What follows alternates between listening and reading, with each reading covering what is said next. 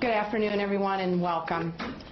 These past several weeks have been, in so many ways, unprecedented, unexpected, and unimaginable. Here in Oregon, across the nation, and around the world, millions of people have expressed hope for unity. Their outcry has reminded me of a true Oregon story. A little over 100 years ago, a couple immigrated from Japan to Hood River. They had 9 children. They worked really hard after coming to America and established a successful business and community center.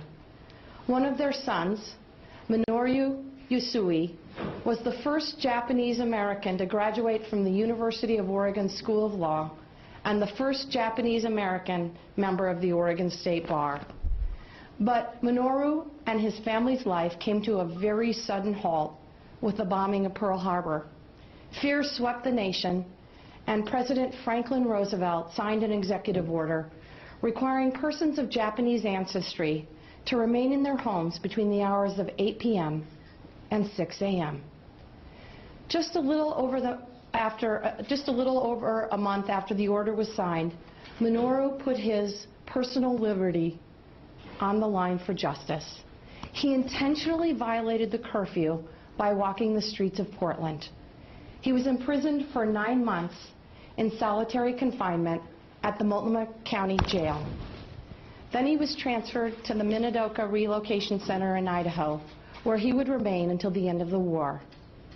Mr. Usui eventually established a law practice in Denver, and until his death in 1986, continued to fight for civil rights for all and for the courts to rule that Executive Order 9066 was unconstitutional. In November of 2015, President Obama awarded Mr. Usui with the Presidential Medal of Freedom, the highest award that can be bestowed upon an American citizen. He is the only Oregonian to ever receive this award. I've shared this story a few times, and I'm sharing it again today because it becomes more relevant every single day. A family immigrated to our country and made our state their home. They put their faith in the American way of life, and their community prospered as a result. I am guided by Mr. Usui's words. If we believe in America, if we believe in equality and democracy, if we believe in law and justice, then each of us, when we see or believe errors are being made, has an obligation to make every effort to correct them. Now, I am just hearing reports that an infant from Iran in desperate need of life-saving surgery at OHSU was prevented from entering our country. This is absolutely outrageous and unacceptable. The President's recent executive orders that divide and discriminate do not reflect the values enshrined in the U.S. Constitution or the principles we stand for as Oregonians or Americans. I want to make it very clear that here in Oregon, where thousands have fought for and demanded equality, where millions have put down roots and become integral to our economy and to our culture, we will not retreat. As governor, it's my duty to uphold the civil and human rights of all who call Oregon home. It's also my duty to prevent any undue harm to our economy and ensure the ability of Oregonians to support their families. These new policies from the White House are being made without regard to the values Oregonians believe in or the economic realities Oregon faces. We are a state that relies on a diverse workforce that drives innovation in our high-tech Silicon Forest and supports Oregon's robust agriculture and timber economies. We are also a state that relies on international relationships to get our goods to market. And while Oregon competes in a global economy, we face an uncertain future and threats from an administration willing to cut funding that sustains economic growth and supports critical services to Oregonians. I am deeply disturbed by all of this. We should all be deeply disturbed. Today, I'm taking 3 steps to reaffirm our state's commitment to be a welcoming and inclusive place for all. First, I'm calling upon Attorney General Ellen Rosenblum to bring legal action to oppose the federal government's recent anti-immigrant measures. These measures are contrary to Oregon values and the founding principles of this nation. I'm also concerned these measures were motivated by animus towards Muslims. Here in Oregon, we will stand united. Oregon statutes say that discrimination on the basis of religion menaces the institutions and foundations of a free democratic state. We should use all the tools available to us within the law to fight for these principles. I thank Attorney General Rosenblum for her partnership.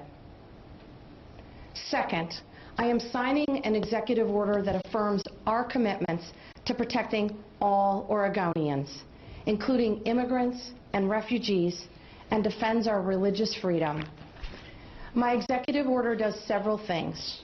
It sets a policy direction for state workers that they should perform their everyday duties mindful of our inclusive and welcoming attitude towards immigrants and refugees.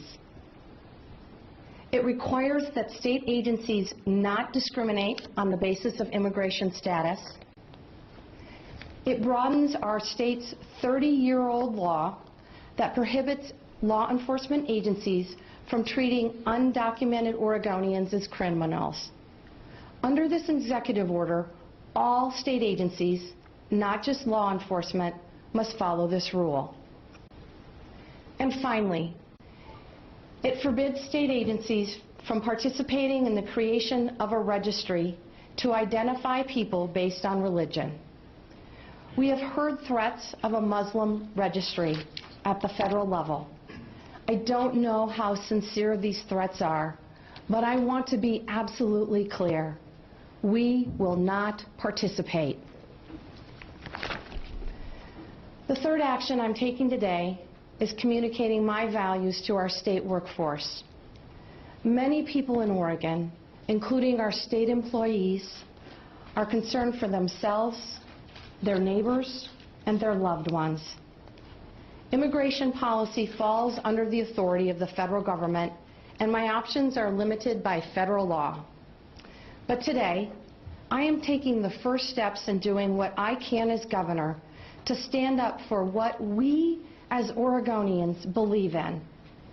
I remain committed to upholding the civil and human rights of every single Oregonian, and I stand ready to protect our laws and protect our way of life. United as Oregonians, our voices are important and will be heard. Thank you.